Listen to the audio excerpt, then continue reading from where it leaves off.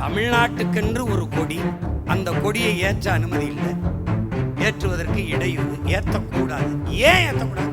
இருட்டு திமுக கட்சி கொடியே ஏறும்போது என் இனத்தின் நாட்டின் கொடியை ஏறக்கூடாது. அது ஒரு அக்கிரமம், அது ஒரு அக்கிரமம், இங்கிட்டு ஒரு அக்கிரமம். இந்த ஒரு திராவிடத்தை தீ வச்சு கொளுத்தோம்னு எங்காலு தமிழன் ஒருத்தன் வந்துட்டான் அப்படின்னா ஐயா எடப்பாடி அதை விட பெரிய ஞானியா இருக்காரு. அவர் என்ன பேசுறாரு? உண்மையான திராவிடத்தின் வாரிசு நாங்க தான்.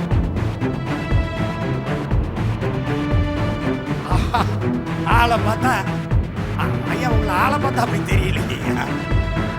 அதுல அவர் அறிக்கையில சொல்லிருக்காரு, சமூக நீதி, சமத்துவம், சகோதரத்துவம், சுயமரியாதை. இந்த வார்த்தை நல்லா கேட்டீங்களா? சுயமரியாதை எல்லாம் கொண்ட ஒரு திராவிட அந்த இயக்கத்தினுடைய உண்மையான வாரிசு சமூக நீதி. இங்க வா, சமூக நீதி. ஐயா ஸ்டாலின் இப்படி இருங்கய்யா, ஐயா எடப்பாடி நாங்க கைகட்டியே கேட்கிறோம். ஐயா சமூக நீதினா என்னங்கய்யா தெரியுது? அந்தந்த குடிகளின் எண்ணிக்கைக்கு ஏற்ப அவர்களுக்கு உரிய பகிர்வை, உரிய உரிமையை பங்கிட்டு கொடுப்பதுதான் உண்மையான சமூக நீதி. இந்த திராவிட திருட்டு முன்னேற்ற கழகம் இதுவரை செய்யாது. ஏன்னா அவன் குடியின் எண்ணிக்கை தெரிஞ்சிடும்.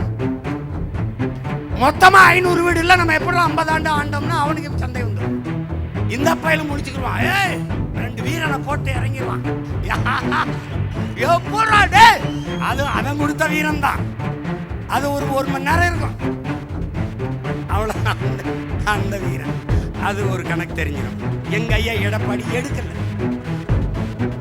எடுத்தா மத்த சாதிக்காரன் ஓட்டு, தமிழ் இல்லாதவங்க ஓட்டு போயிருந்தோம் அப்படின்னு நாங்க அதை பத்தி கவலையப்படுறது. ஏன்?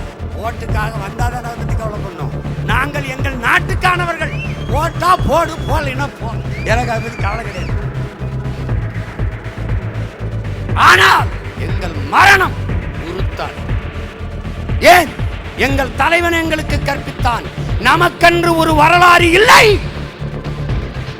ஏன்? வரலாற்றை படைப்பவனுக்கு வரலாற்றை எழுத நேரம் இருக்காது, எழுதல. என் இன வரலாற்றை எழுதியவன் எவனும் என்னவன் இல்லை.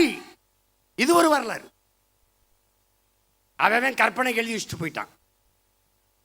ஆனால் அவர் சொன்னது, நமக்கென்று வரலாறு கிடையாது என் தம்பி, ஆனால் ஒரு இனம் தன் விடுதலைக்கு போராடி செத்தது என்ற வரலாறாவது நமக்கு வரட்டும்.